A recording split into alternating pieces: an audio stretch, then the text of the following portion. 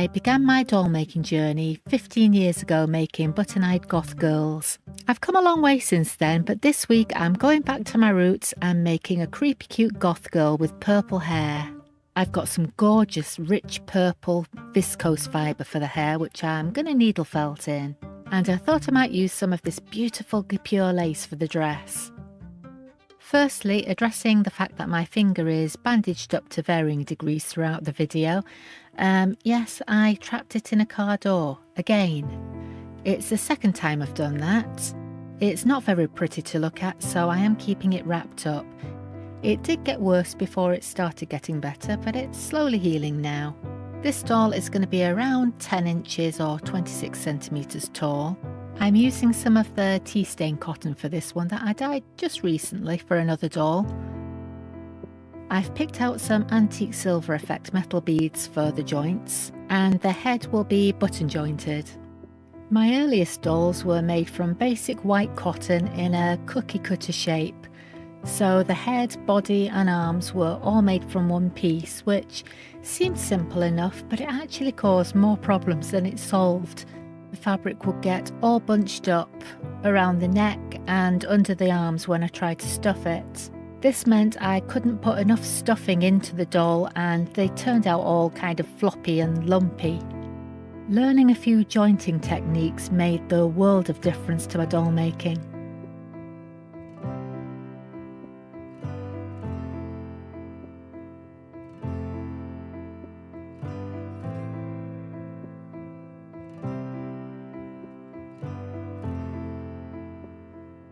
Before I joint the legs onto the body, I want to paint some shoes. So I'm using some acrylic paint for that. I paint a grey coat first and then I'll paint black over the top. I paint a lot more details onto my dolls now than I used to when I started. Discovering fabric medium was a big breakthrough for me. Adding a little bit of fabric medium turns acrylic paint into fabric paint. So you can paint anything you like onto fabric and it'll stay there. I think I'll probably give these a glossy finish with a gloss polyurethane varnish. I could paint the straps on, but I think I'm going to use some satin ribbon for that. I want to take a quick moment to mention that I do have some art dolls for sale below the video, but I've also just opened up an Etsy store. I used Etsy years ago and I haven't used it for a long time, but I think Etsy is a great place for selling smaller items, so I've added some textile miniatures on there and I'll probably add some prints and cards as well and sell some of my 2D artwork on there. So if you'd like to go and have a look at that, I'll leave a link in the description.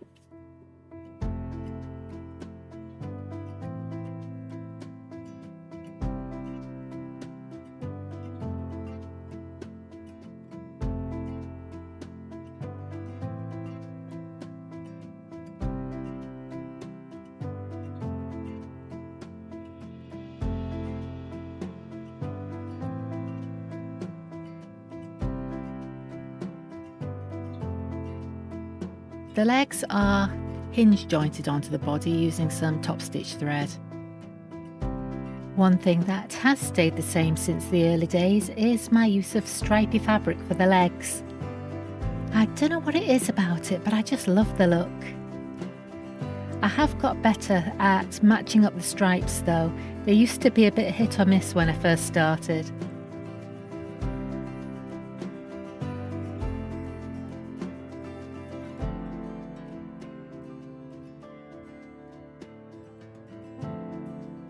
I don't worry about the stitches and knots on the sides of the hips, that's all going to be hidden under the clothing. But before I do anything else, I want to start on the face. I'm going to shade around where the button eyes are going to be with some Chromaflow pencils. This gives a nice dark shadow around the button eyes. I'm always a little bit hesitant when I start shading. Just starting can be the hardest bit. I'm always worried that I'm going to get it all wonky, but it always turns out all right in the end. I just start shading and then work outwards until it looks about even. Then sometimes I have to have a look at it in the mirror to make a few adjustments. But I just build it up little by little and blend it in between coats with a blending pencil. Then I give it a couple of coats of fixative spray before I sew the buttons on.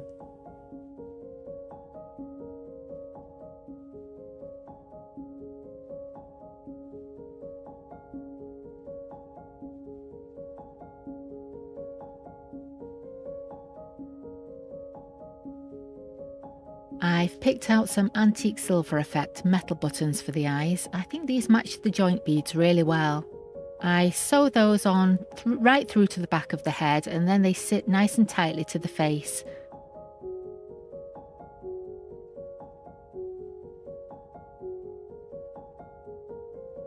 I'm adding some line detail onto the face with some fine liner pens, and I think I'm going to add some coloured pencil to the leaves as well. As a beginner, I used to try and do the whole face first, including sewing the buttons on, before I stuffed the doll. It never really worked well. The buttons would end up sticking out at odd angles, and the stuffing would distort the shape of the face, leaving it looking a bit questionable.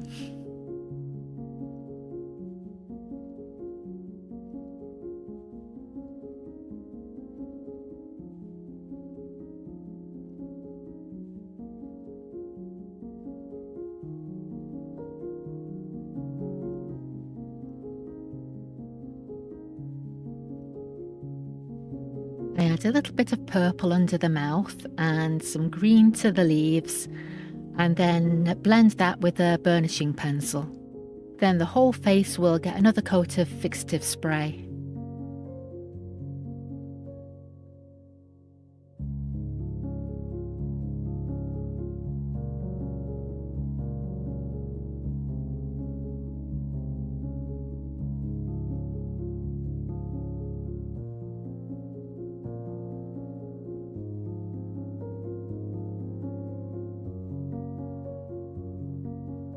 I'm making her some little bloomers or knickers from lace.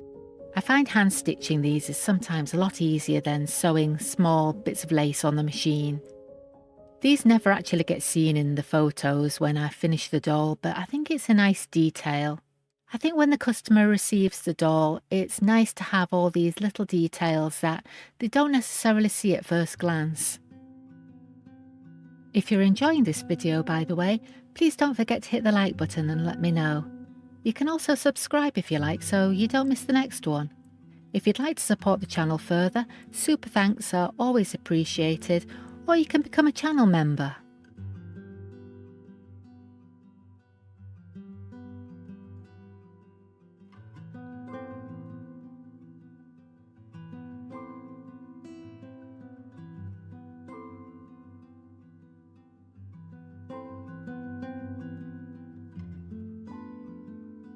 Rather than making a fitted bodice for this one, I decided to make a looser dress from some muslin. I've got some black cotton muslin here that I've made into a basic tube shape with a hem around the top and the bottom. I'm going to gather that up around the top to sit around the shoulders, and then I'll gather it in at the waist and put a lace overlay over the top of the skirt, and I think that's going to look quite effective. I am jointing the shoulders though before I do any gathering up around the waist, so I can tie that off underneath the dress.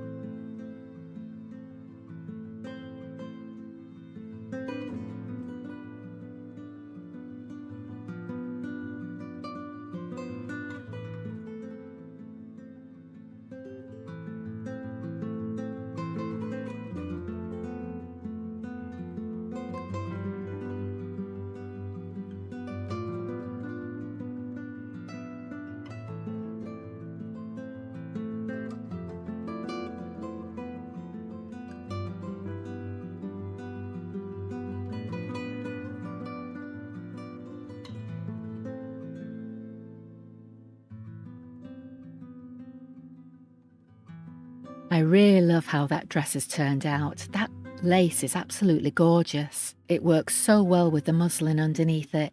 I was going to go straight to needle felting the hair, but her arms are looking a little bit bare, so I'm going to give her some tattoos.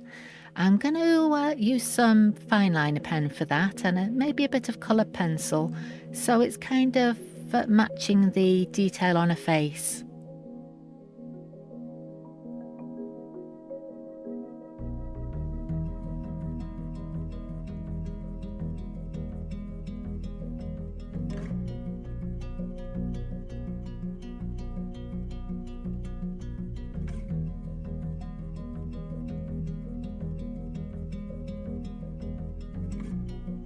I know I only have one finger out of action, but it is so awkward. I'm just glad it's my right hand and I'm left-handed.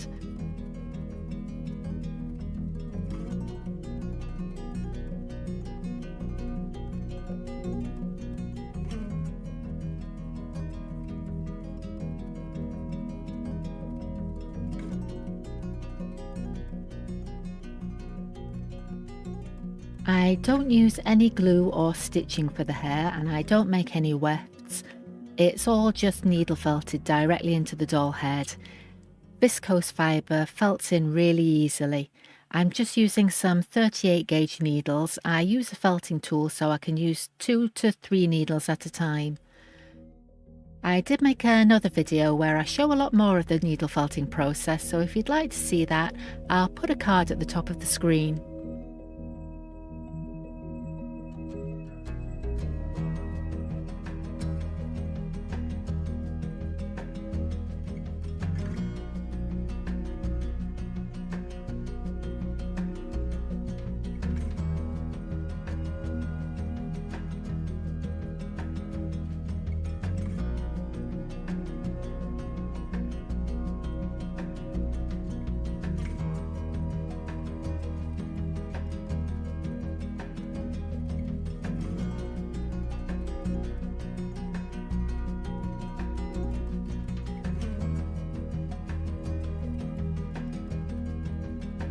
I've named this little one Everin Larkspur. Photographing my dolls to make them look the best is something I struggled with for a lot of my doll making career. Though in the last few years, technology in cameras, lighting and backgrounds has come quite a long way, which has really helped.